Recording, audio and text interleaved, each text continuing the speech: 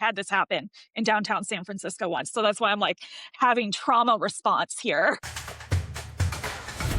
Welcome to the Compliant AF podcast, where healthcare compliance isn't just a checklist, it's a competitive advantage. I'm Amy Wood, CEO of Copper Penny Consulting, a cybersecurity and HIPAA compliance geek who thinks encryption is awesome. And I'm Kara Kelley, CEO of Clinical HR, fractional HR business partner and HR nerd who is weirdly passionate about employment policy. If you're a dental or healthcare leader who's tired of check-the-box compliance and wants to actually understand what the rules are and how to build a practice that doesn't live in fear of audits or lawsuits, you are in the right place. We are digging into the stuff that keeps practice leaders up at night. We'll break down the boring, call out the BS, and share real strategies with a little snark and a whole lot of caffeine. This isn't legal advice. We are not your lawyers. We are two consultants who have seen way too many practices get in trouble because no one explained the rules in a way that actually made sense or made them care. But since this is a compliance podcast, the content in this podcast or any associated clips is for informational purposes only and does not constitute legal, financial, medical, tax, or regulatory advice. We are not attorneys. Clinical HR LLC and Copper Penny Consulting LLC are not legal firms, and listening to this podcast does not create a client relationship. Always consult a qualified professional advisor for guidance specific to your situation. So buckle up, because boring compliance just got compliant AF. And we are back today with Alan Twigg of Ericksen. Yes, Alan Twigg is another HR professional, but since we value collaboration over competition here, we love talking to Alan. Amy and I both. We are all friends through Speaking Consulting Network, and Alan and I have nerded out on HR more times than I can count at this point. And so we are thrilled to have him today. Thank you, Alan, for joining us. Yeah, you bet. Happy to be here. Love talking to the two of you always. So this is going to be fun. Absolutely. And what are we talking about today? We are talking about multi-state and multi-location. So all the ins and outs of compliance and all that fun stuff when someone has multiple locations and or multiple locations in multiple states, which is obviously becoming very popular these days. And I would also throw in there this idea of a remote worker who lives in another state, because that can play into it as well. Oh, that to me is one of the first things that I see that's a mistake with the multi-state, is that maybe even a solo practice has an office manager who wanted to move out of state and wants to continue working remotely. And they don't realize that, oh, wait, by the way, now we have all these other state rules that apply. Yeah. And Amy, how does that work if they're doing billing or accessing the practice management system from somewhere else? Well, I was going to say that I was the person that moved out of town in my organization, and it came with a lot of extra stuff that happened. Not really the word choice I would have said initially, but we're trying to be good for airing and broadcasting. Now, I will say to your move, you're the one that moved out of California, though. So I did. it's the ones that move into California that come up with all the headaches they didn't understand. Moving out of California, you moved to the easier states. I did. I did. And, our OSHA expert, Deanna, she was in Texas and then moved to Minnesota. And we had to learn a whole bunch of new things. And Kara spent a lot of time saying, well, you need to do this, you need to do that. And I'm like, why are we friends, Kara? Because all you do is say mean things to me, make me do more work. But yeah, we have had a lot of things come up in our organization, and I realized that dental doesn't necessarily translate to the rest of the business world. And the people that are working in dentistry don't necessarily have the easy technology to be able to transition to that multi-location, multi-state easily. I wish it were easy, but it's not. And there's technology that has problems. There's practice management systems that aren't 100% the way the rest of healthcare is. There's imaging issues. There's remote workers in other states and what they can and can't access and what computers there are available to log into. And it's not been a fun time for me either. So thanks, Alan.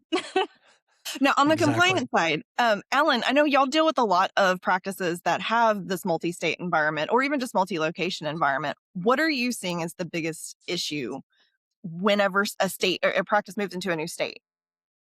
Yeah. So I would say if I could make this into giant bumper stickers and put it everywhere, that's what I would do, even though that would be weird. But what I get fired up about with this is tax ID numbers. And I know that does not sound sexy, but The thing about tax ID numbers is when people set up another location, whether it's in a different state or the same state, the CPA will set up a separate tax ID number. That's totally fine. That's totally normal. What that does, though, mentally in the minds of the owners is it seems to put this idea in their heads that these are separate businesses, completely separate businesses. And I've had people almost like yell that in my ear. They're separate businesses. They're separate businesses. The reason why that's important, of course, is because HR rules vary based on how many employees you have. And so that sets up this thing that says, okay, one location has 7 employees, another location has 9 employees. Let's say in that state, there's a rule that kicks in when you have 10 or 15 or more employees. Well, the owners look at that and they say, oh, well, each location has fewer than 10 or fewer than 15. So we're good. And my accountant says separate tax ID numbers, so separate businesses, so we're good. And the reality is it's not that simple. If there is a joint employer situation where we need to pool these employees together, now we have 7 plus 9, we have 16. Now these rules may apply to us. And there is so much misinformation and so much confusion about that topic. And to be clear, the CPAs are not doing anything wrong. That's totally normal, doing the separate tax ID numbers. But folks just really need to realize that there's a big difference between tax rules and HR rules when it comes to this topic.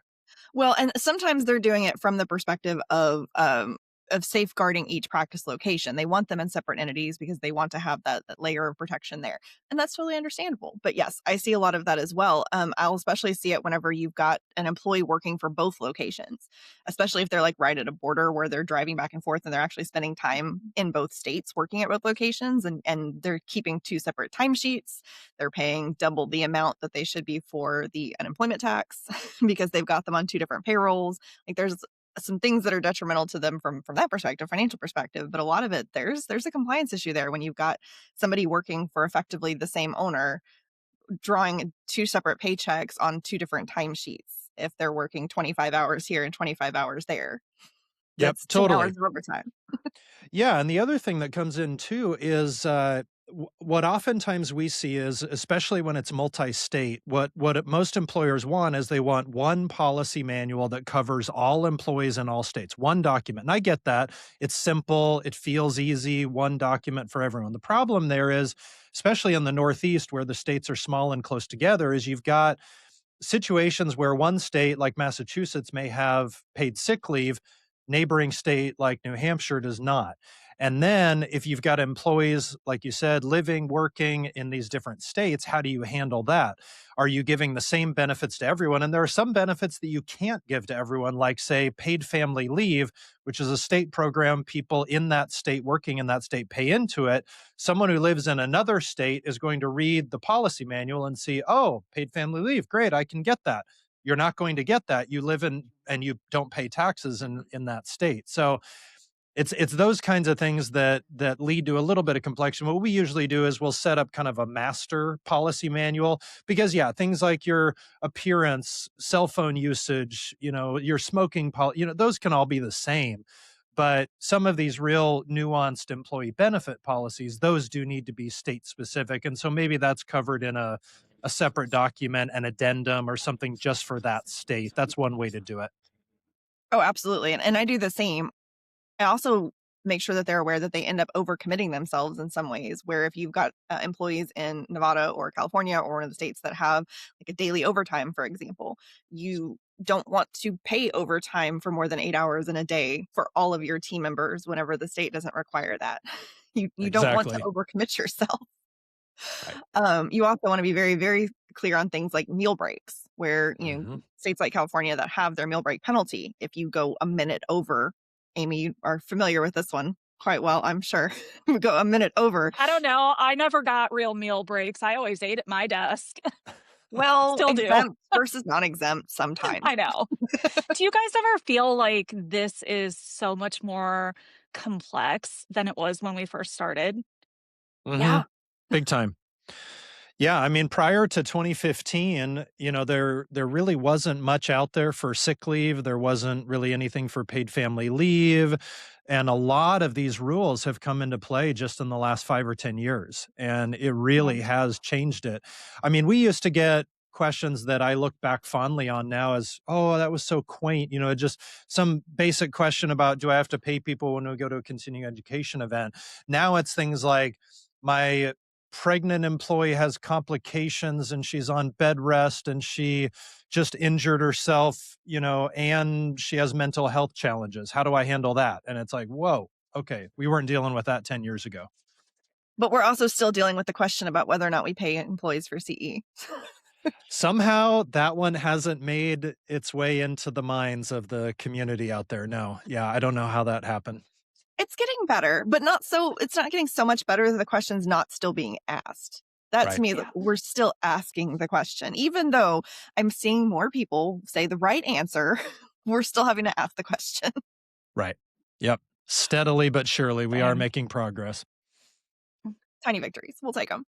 Right. Oh, no, I 100% agree on that, feeling like it's definitely more complex now. I think the issues are getting worse, but I think we have another generation of practice owners that are coming into play. And I think they are a little bit, from my perspective, the ones that I've worked with are a little bit more proactive than the practice owners we've seen in the past. Like the number of practices that, I've been doing this 20, 30 years, I'm not going to worry about it, I'll change it if I get audited, maybe, is more of a, hey, I bought a practice that was doing this for 20 or 30 years and I want to make sure that I'm doing it right. I'm seeing a lot more of that. And I like that. I think that's a good change, a positive change, hopefully.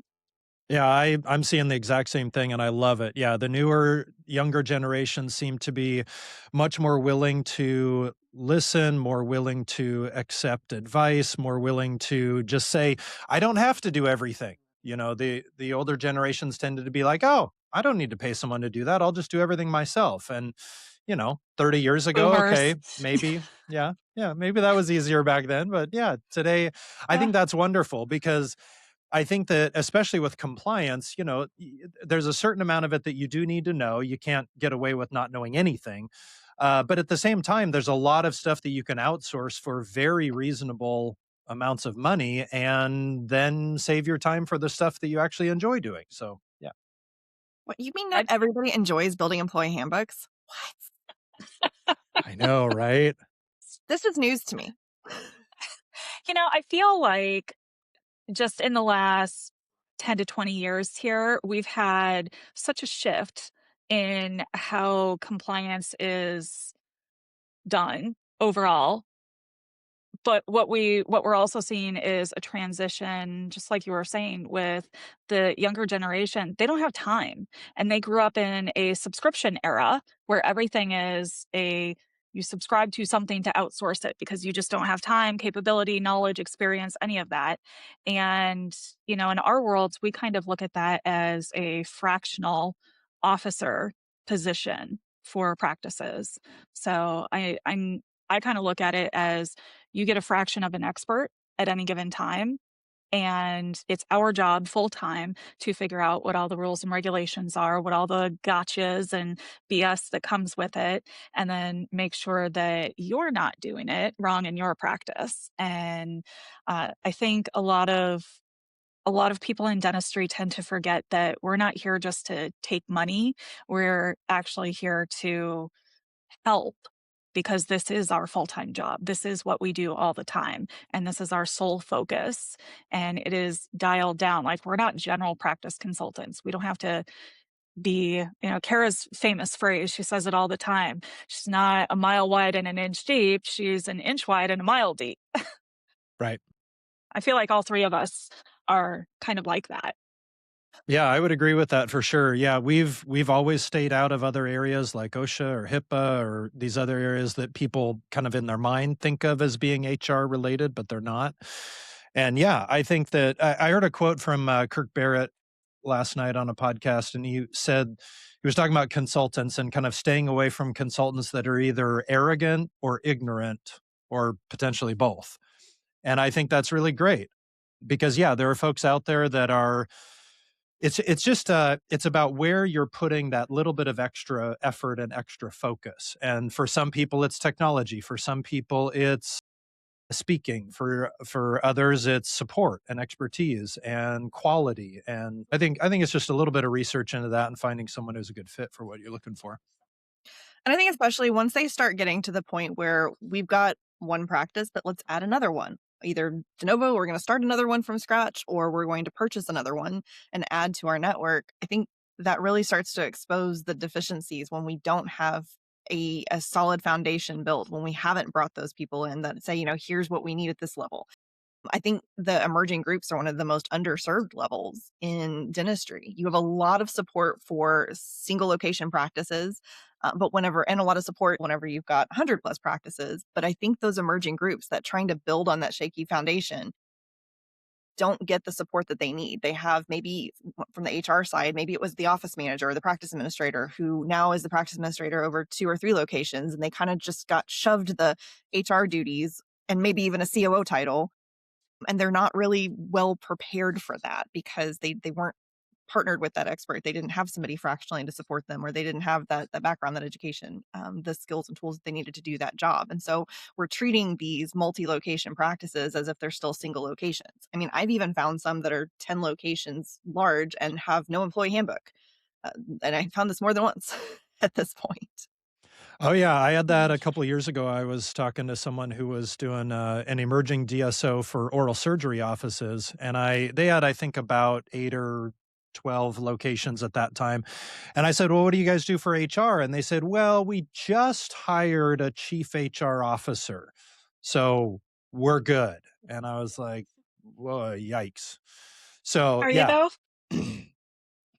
Yeah, I agree, Kara. And I think that one of the biggest complaints I have, if I could get on the soapbox, is, and I've heard you guys talk about this on the podcast before too, is just how it's like people think of us last, right? We come into the conversation at the very end after everything else has been done. People go, "Oh yeah, maybe we should think about, security or HR." And I wish that the brokers, the bankers, the consultants, whoever the people are that are getting involved early on, the supply companies, equipment companies, that they would bring us in much sooner, because there's so many headaches and so many problems that can be avoided early on if we can just get things in place early. So I think Alan listened to our last episode. I know. Now we know where one of our downloads came from. that's right. That's right. Yeah. Number one fan. Woohoo! I'll get your You know, autograph I afterwards. I have to say, with the emerging DSOs, I've actually had quite a few in the last few years, and my biggest complaint is that they're more focused on cost savings, even at that size, trying to say, "Oh, we're a DSO," or "We have multiple locations, so we need discounts." And it's actually so much more work once you have 5, 6, 10 locations, and we have to go and try to standardize everything for you. It's going to be very time consuming, very cost consuming, and the the people that are pushing this ideology of, well, you can have a ton of cost savings if you just have multiple locations. That's not the only reason that you would want to do this. Yes, you can get, bulk pricing for certain things, but when you're in that growth period, it's a painful period no matter what you do. So trying to pressure people that are trying to help you into cutting their costs just because you're a certain size, that's not fair to anybody, and you're going to get exactly what you pay for. You're Oh yeah. you're going to cut some corners on that and end up having bigger problems as you continue to grow. I had one a couple of years ago that went from just literally 1 to 2, and I had done their handbook earlier that year that they purchased. We finished the handbook in like March of that year, and they were purchasing this practice in October. It was kind of a last minute thing. They did it anyway. And like 3 weeks in, they already have an issue because they took the handbook that we created for location number 1 and slapped the other location name in that same handbook and used it for the team that came with that second location. Well, a week in, one of the team members got sick, was in the hospital. The seller had told her that she was going to get to have sick leave. The handbook said that she wasn't. There was no conversations and nothing in writing. The husband is calling saying, "I don't even know what company she works for because this handbook doesn't make sense to me." And I'm like, "Oh my gosh, why did y'all not just like reach back out and tell me, hey, we have another location. How can we make this work for both?" I would have walked you through that, but they didn't, of course. And so they had this big sticky situation 3 weeks into their acquisition as they expanded literally from just 1 to 2.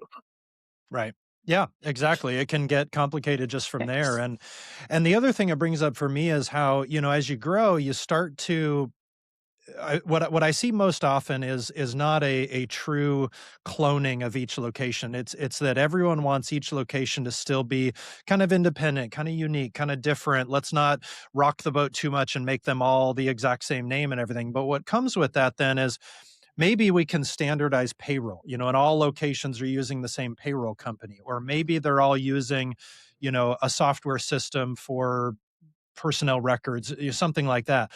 But it's like every practice is different with benefits. Some offer medical, some don't. Some have sick leave, some don't. Some offer PTO on a calendar basis versus anniversary basis.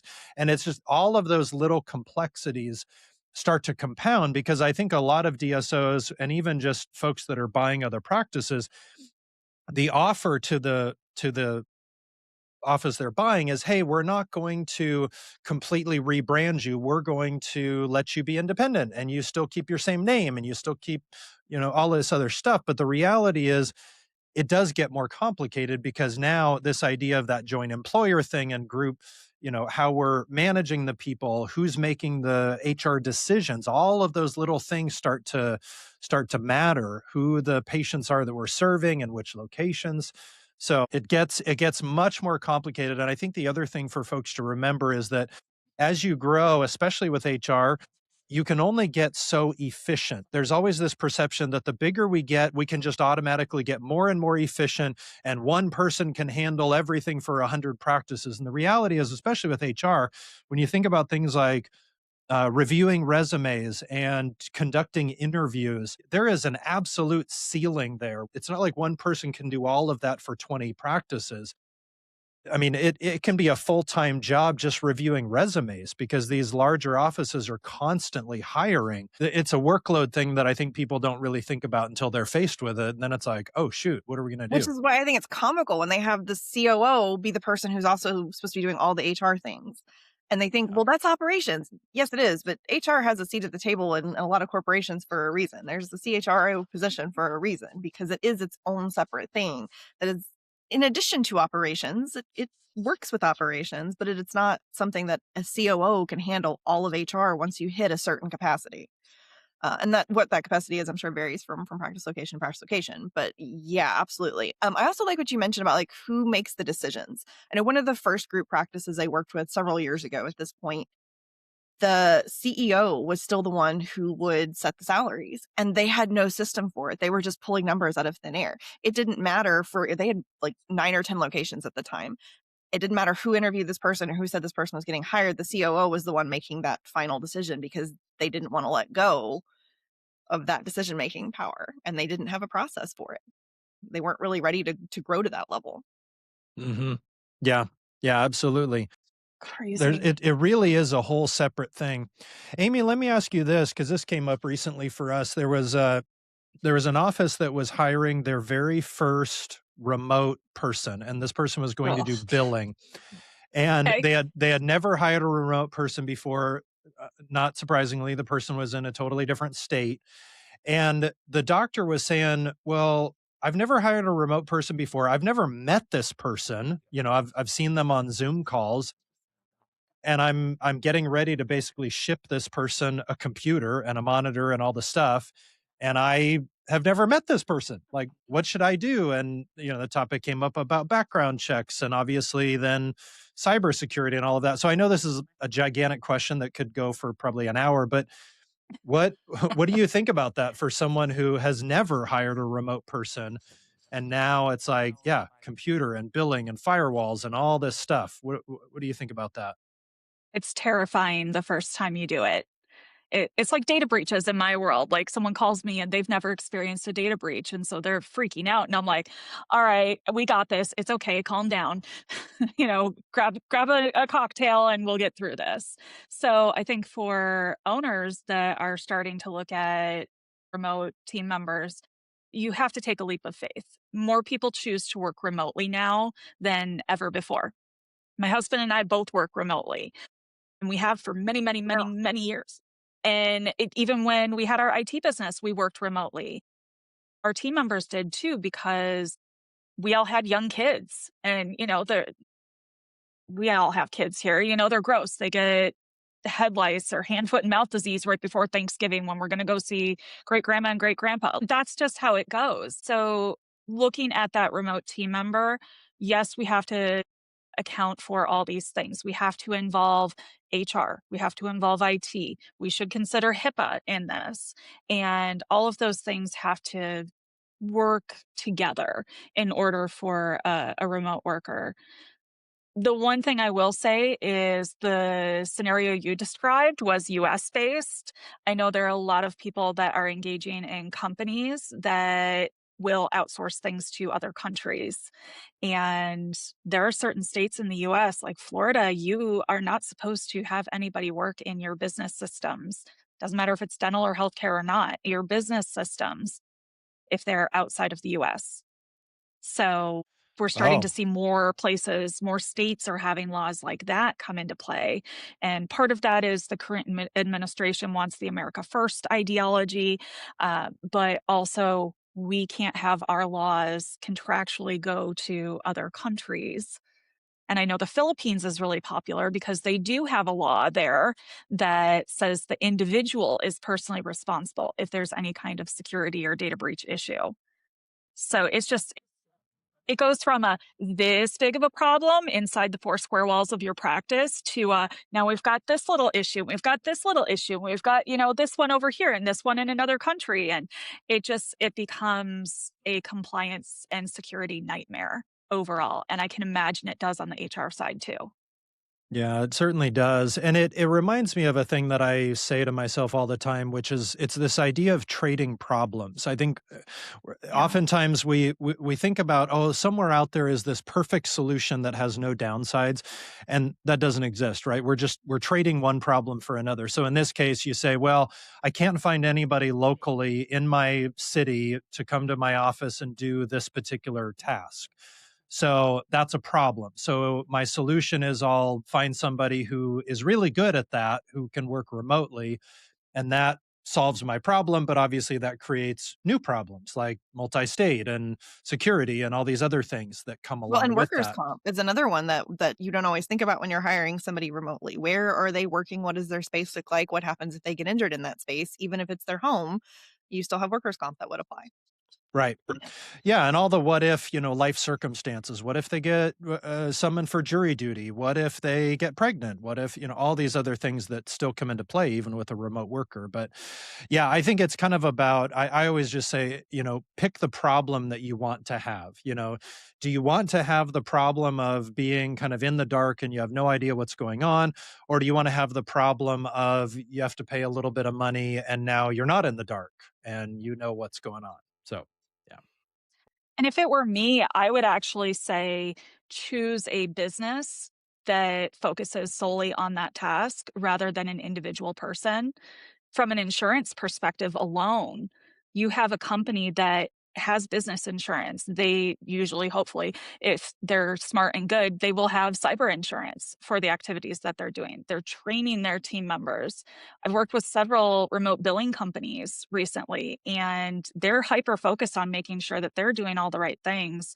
And even if they have employees versus consultants or 1099, they're they're categorizing them appropriately, and their non-employees are also having to procure their own insurance because they are considered their own business as a contractor. So again, it's one of those situations where you take a problem that's in the four square walls of your office and you make it infinitely more complex by trying to make it easier.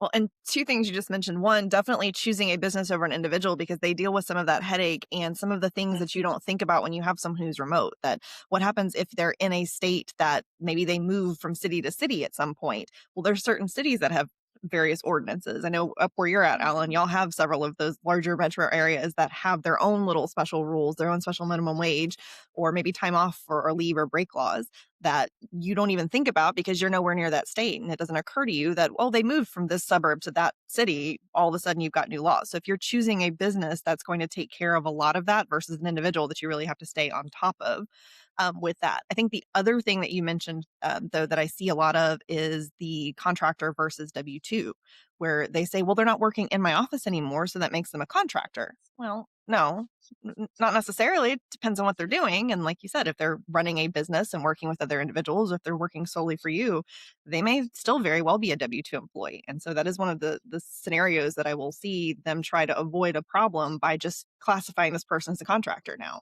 And that's That just not makes it worse. Yeah, and I think that brings up to me something kind of circling all the way back to the beginning about the CPAs, where I've had CPAs and accountants tell people, well, as long as this person is, earning less than $600 a year, you can just make them a contractor and you don't even have to do any paperwork. And it's Where like, did that come no. from?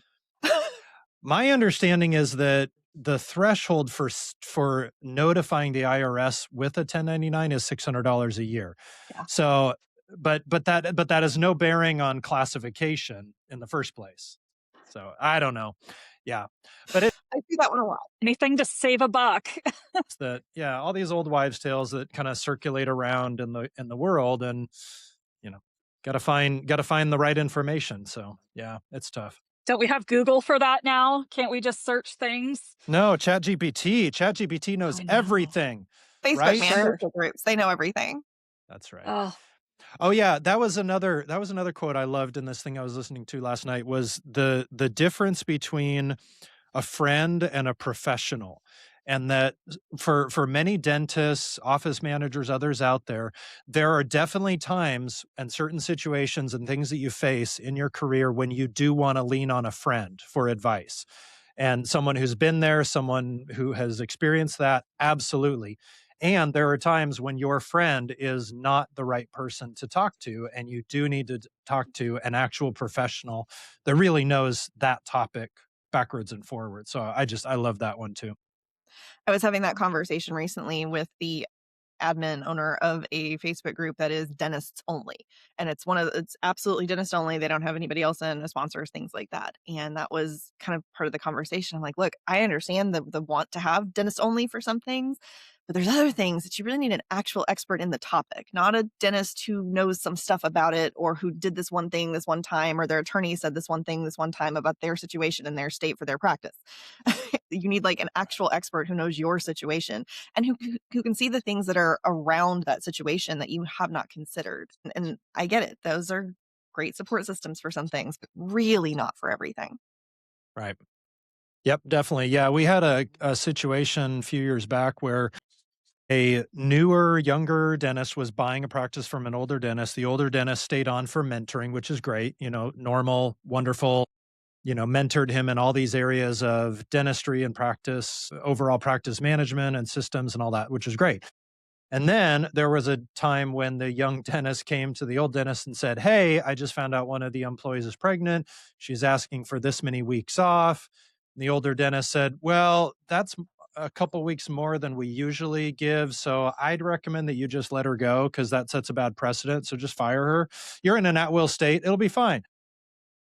Thankfully, the young dentist did not do that. He did do some research. He realized that his state did have a pregnancy disability accommodation rule, which came into play, which meant, while this employee was medically disabled, reasonable accommodations, blah, blah, blah.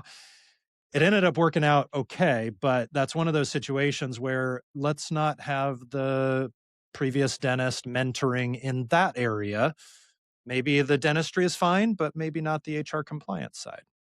I just saw one of those. It was about paying overtime. And the previous practice owner had been paying overtime if they worked more than 80 hours in a pay period. Classic. Yes. And that's the way we always do it here. And like, yes, it is. And the Department of Labor is going to have fun with that. So they're now having to go back and audit all of their payroll from the last year or so since he bought the practice to see if anybody actually did work overtime more than 40 hours in a 7-day period for that state. I know that there's some other states with a couple considerations, but for that state, 40 hours in a 7-day period to make sure that everybody was appropriately paid. Yep. Yeah, we run into that one all the time too. It's another one of those just common myths, common misconceptions. Yeah. Or the ones that are not keeping timesheets at all because, we just don't do that here. Right. We just pay everybody salary. It's the way it's always done. Those are the worst words in the English language because we've always done it that way. And nothing screams inability to change, not the word pivot. I hate the word pivot. It makes me think of that Friends episode where they're moving the couch. Yeah. Sh- You're you're basically like spinning around in a circle and saying, "Ooh, that way. We're going to go that way now." That's literally what you're doing. But nothing screams that you have the inability to do that, like saying, "Well, we've always done it this way and we're not willing to change at all." And the reality is we're changing every day. There's something new going on in each of our respective fields every day. And we have to be able to keep up on that. And, kind of goes back to what I said before. Reach out to actual experts. This is our full-time job. Well, and shifting that back to the multi-location, if you are purchasing locations and they've always done this and you hear this advice of we don't want to change anything for 6 months, there's a lot of compliance aspects of that is just absolutely, you need to find what hills you're going to die on here, because there are some that that you really will. We can't just continue to do it the way we've always done things just because we want, the team to stay, or because the owner's staying on and then he's going to continue doing it that way. There are things you're going to have to look at when you're adding locations and becoming more of a multi-location practice, a growing emerging group practice, that have to be done from the compliance standpoint. Yeah, it's almost a skill set that if there's anyone listening who plans to buy a practice someday, or buy a practice and expand to multiple locations, it's almost like a required skill set would be having those difficult conversations where you're sitting an employee down who's saying, well, previous doctor, he always let me do this. It was fine. I mean, I was just talking to someone yesterday about that, where it sounds like, from the little bit we've gathered, that the previous owner may have been committing insurance fraud with the way that they were doing dental discounts for family members and billing the insurance company for the full amount, not telling them, and all of that. And and of course the employees sit there and they go, "Well, you're the one that's killing our fun now, new doctor, new owner, because Dr. So and so for 30 years let us do this and it was never a problem." And so it's almost like that's an inevitable skill set that you're going to have to deploy if you buy a practice. And again, whether it's just buying one location or multiple locations, but this idea of saying, okay, I get that that was the past. I get that change is scary and this is the new direction. I would love for you to join me in this new direction. But if you don't want to, and this is not a fit, that's fine. No hard feelings. Let's talk about a transition or something like that. It's like a required skill set now. Oh, you absolutely need to have a change agent in your executive teams. And this is where once you get to a certain level, maybe you do have an HR generalist or HR manager or director who is that person, but that's a skill set they absolutely need to have, is the ability to have those change conversations, the transitions conversations of like, I know it's been done this way in the past and we don't want you to feel like you're losing anything, but we do need to do it this way for a reason. Here's why. Right. So I actually do this when I'm taking on a brand new client. And so when I do their first training, I'll be there and I tell the doctor, like, hey, we're going to have to make some changes. It's going to be uncomfortable. It's not going to be fun. It's going to put you in a crappy position. But guess what? I'm going to engineer this class so that we have an open forum for conversation. And then I'm there as both the scapegoat to be the fun hater, not you, and to say that here's what we're doing and here's why. And then if they still push back, then there are options to say, like, does this person need retraining? Do I need to help diffuse the situation personally? Do I have to let them know, like, hey, I don't want you to have personal liability in this. So how about we do it this way now? And it's really not an imposition. It's one extra click.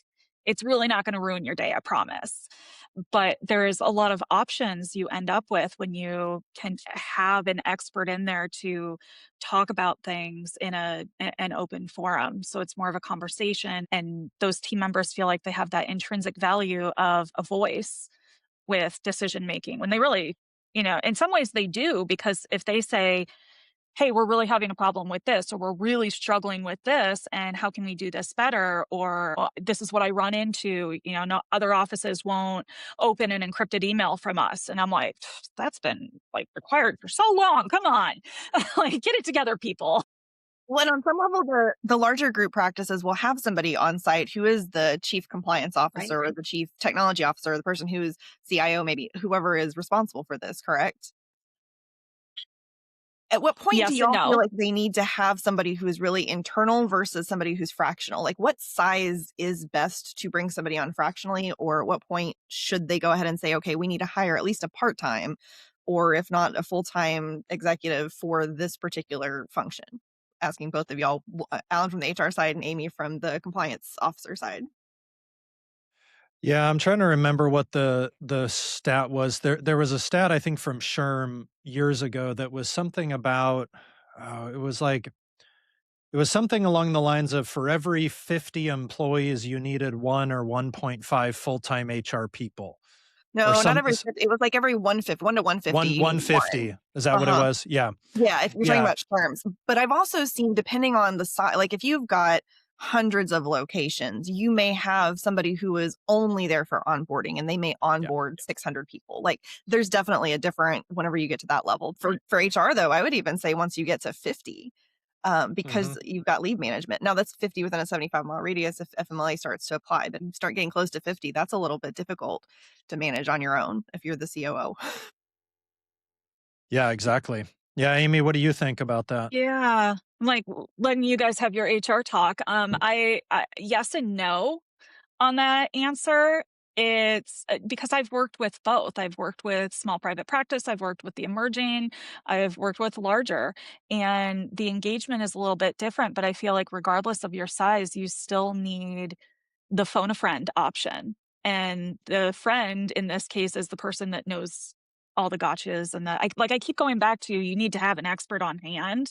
But the reality is that compliance person that I see, regardless of the size, they're a multifunctional person. Even if they are the compliance person, they're expected to know HR, HIPAA, OSHA, infection control, bloodborne pathogens, all this other stuff. And they're the de facto on-site IT provider as well.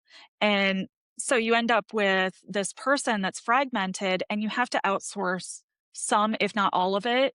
And I find that that person is probably good at one or two things, but they're going to need handholding from other people or outsourcing of certain tasks appropriately, of course. But those people, they're there for more of the implementation that the experts are telling you, that the consultants are saying, do this, do that, and setting up those systems so that that person on site or within the organization can actually be successful within their role. And I imagine that from the IT side would be not just based on head count, but actually location count. Because, if you have 10 people per location and 10 locations, that's vastly different than, 90 locations with 30 at each location when it comes to IT, right? I mean, you're having to It's completely do different. endpoint. Yeah, IT is more, I mean, you can make it as complex as you want in IT. We've done it multiple ways over the years. But you can have per computer, you can have per device, you can have per office location, you can have per number of integrations into a practice management system, number of vendors that are touching it, number of remote workers, number of concurrent connections. Like it is a nightmare, and every IT provider does something a little bit different. At the end of the day, it's still managing a system and a network and access. And it's kind of the same in what we all do too. It's managing those same things just in different ways and dealing with different regulations. It's interesting whenever we all talk because we get it. We understand that. We see it on all ends. No matter which way you cut it, it's a topic that is very much left to last. And it's a topic that we need to revisit as something to start with first.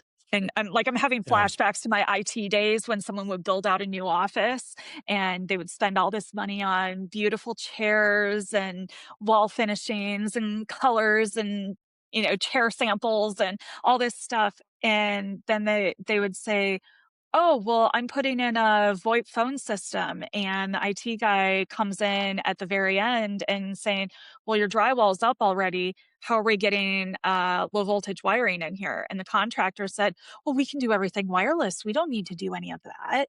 That'll save you a ton of money. And the IT guys over here saying, no, that's not how that works. Not, you're in a metal stud building. You think we can get Wi-Fi through all? I had this happen in downtown San Francisco once. So that's why I'm like having trauma response here. I feel bad for the people that do these new office build outs on that side because they're not bringing in the right people in the beginning. And the general contractors aren't bringing in the right people in the beginning. And we're seeing this in our fields now with compliance. They're not bringing in the experts in the beginning to build it correctly. And like when I did this in IT, we guaranteed a price. We had a fixed amount from start to finish. We came in the very early stages. We would help say, here's where things are going, what's going to happen. And it was all in the budget. It was all prepared. We never went over the budget. We didn't have to do change orders. I feel like a lot of these practices, they're being set up almost for failure or for extra stress that is completely preventable. We're all in the business of risk management. We want to prevent problems from happening. We don't like being called reactively.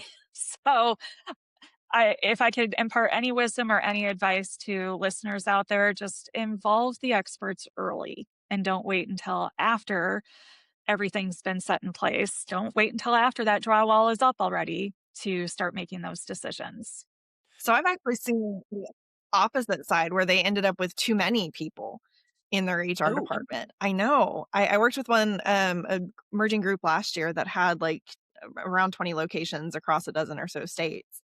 And they had a 6-person HR department for like 200 people. And this HR department was not functioning the way that it should have been. The person who was leading it was not really qualified to lead it. But they kept adding more people because every time they got like 8 or 9 locations worth, they felt like they needed another payroll person because they weren't dealing with efficiency properly. They were literally like manually taking information from timesheets and putting it into payroll instead of using something that integrated where you click one button. Uh, but they were going the opposite direction where they overhired on the people that were helping to manage that team without anyone really leading it.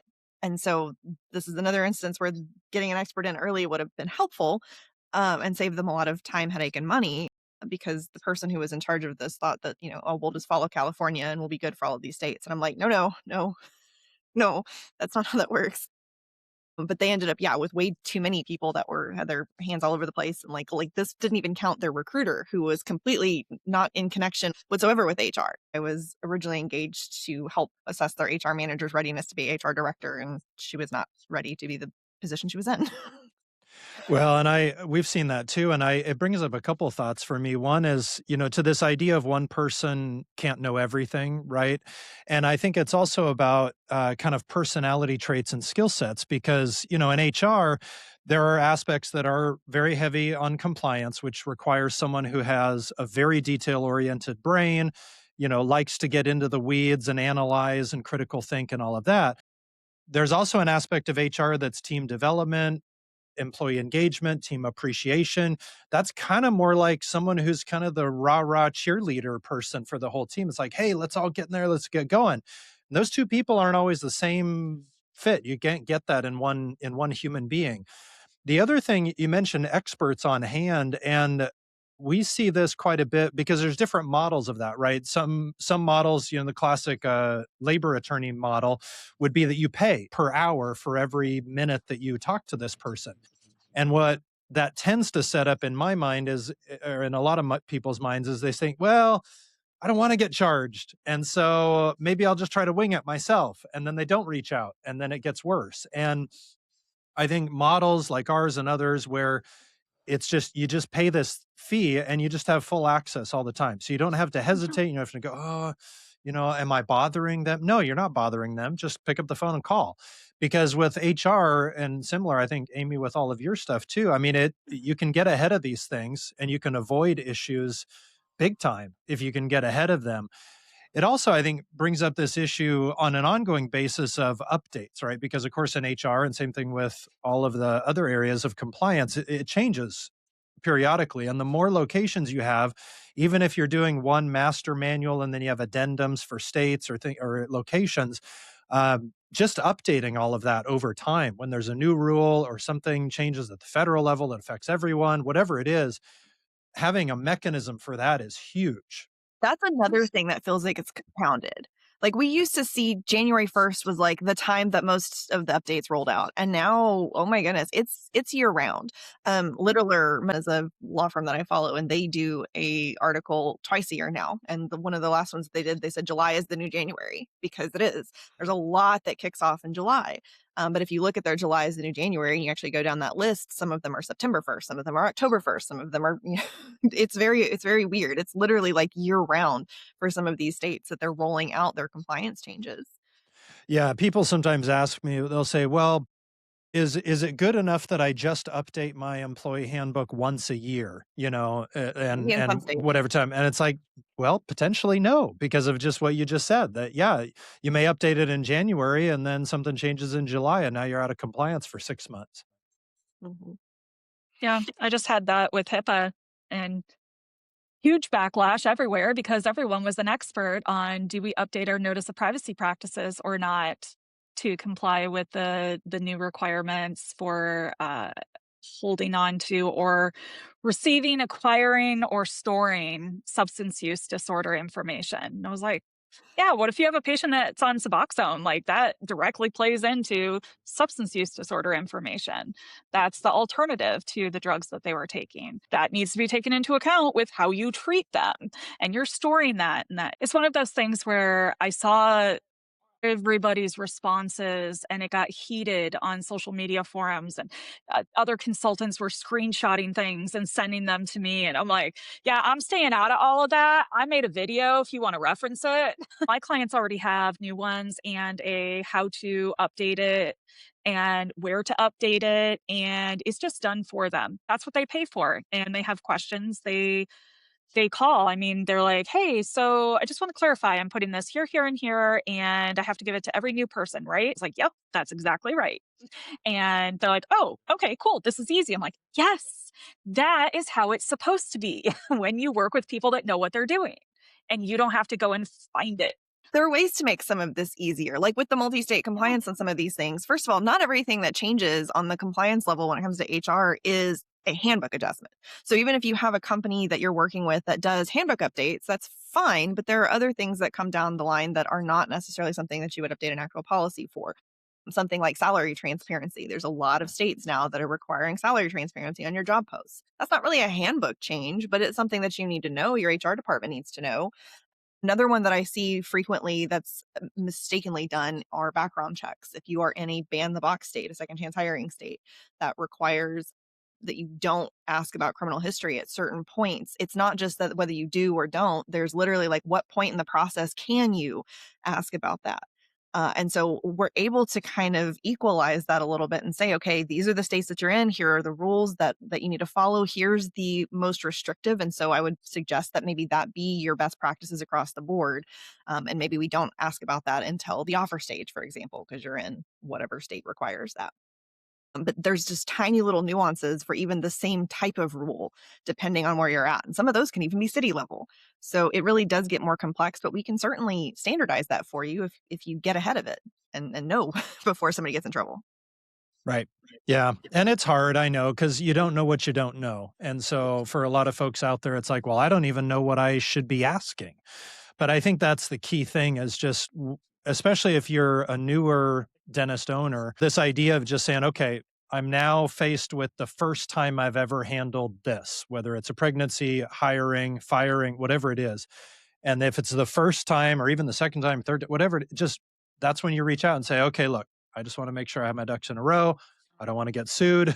I don't want to do something illegal. So what do I need to know about this topic? And at least start there. I think that is a perfect place to end. I know we are kind of at the top of our time today. Alan, thank you so much for joining us. I know we could continue this conversation for several hours. We often do when we meet in person. This goes on for a long time as it does. What was our last one was like, let's do a quick little coffee check-in. And 2 hours later, we're like, we should probably, go feed our families or something. Right. Yeah. Yeah. So, well, thank you so much for having me. It was a pleasure. And yeah, this whole world of compliance, it's so important. And I think it's wonderful that you guys are getting the word out there and educating folks. So happy to help. Well, thank you. Thank you for helping our listeners who are emerging or multi-group or multi-location practices stay compliant AF.